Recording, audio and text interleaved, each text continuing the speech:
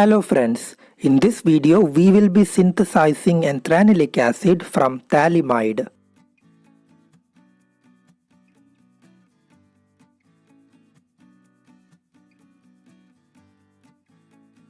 Anthranic acid or orthoaminobenzoic acid is an aromatic carboxylic acid which contains both the amine group as the base and the carboxyl group as the acid in the same compound.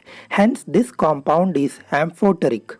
Anthranic acid is a precursor to some azo dyes like methyl red and also saccharin. It is also used in anthranilate based insect repellents. Materials required for this synthesis include 12 grams of phthalimide, 26 grams of sodium hydroxide, 4.2 ml of liquid bromine. In my case I am using around 10 ml of bromine water, 30 ml of concentrated HCl and 12 ml of glacial acetic acid. Start by making a sodium hydroxide solution containing 15 grams dissolved in 15 ml water. The remaining 11 grams were dissolved in 40 ml water and was set aside for later requirement. The sodium hydroxide solution was cooled to 0 degrees Celsius. A 100 ml round bottom flask was then taken and the sodium hydroxide solution was transferred to it. Now, bromine water was added into the sodium hydroxide solution. You can clearly note that on adding the bromine to the sodium hydroxide, the color of the bromine is discharged.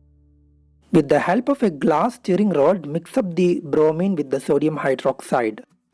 The bromine should be added until the light yellow color of the bromine persists.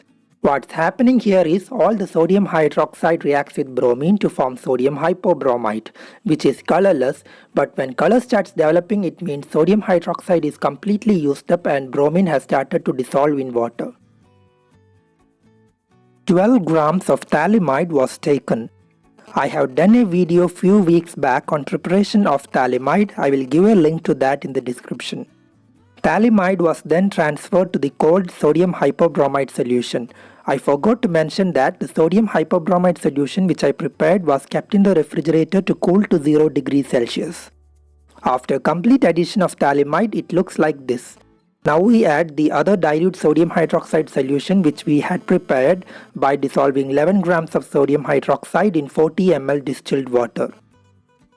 Mix it up well with the help of a glass stirring rod. Most of the phthalimide would now dissolve. If you still see undissolved compound like I see here, it's not a big deal as we are going to heat the things up. Place this round bottom flask in a water bath and temperature was maintained at 80 degrees Celsius for 20 minutes. Rest of the undissolved phthalimide dissolved and the solution turned clear. What's happening here is known as Hofmann's rearrangement reaction.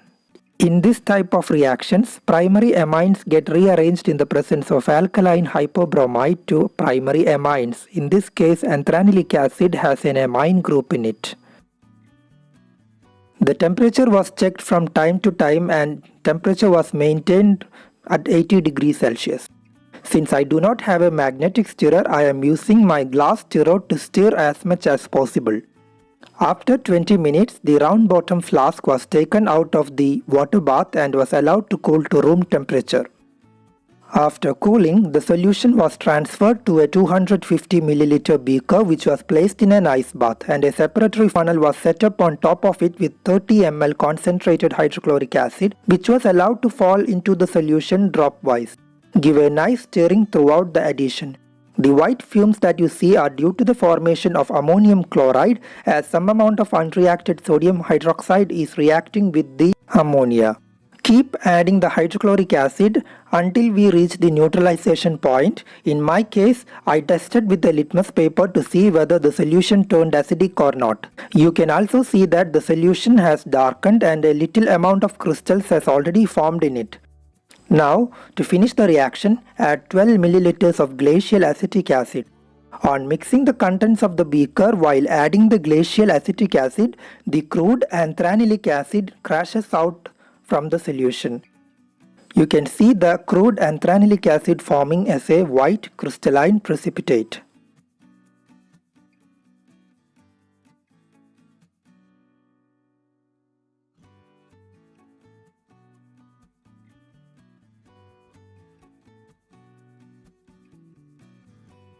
The precipitate was then filtered using the simple gravity filtration method.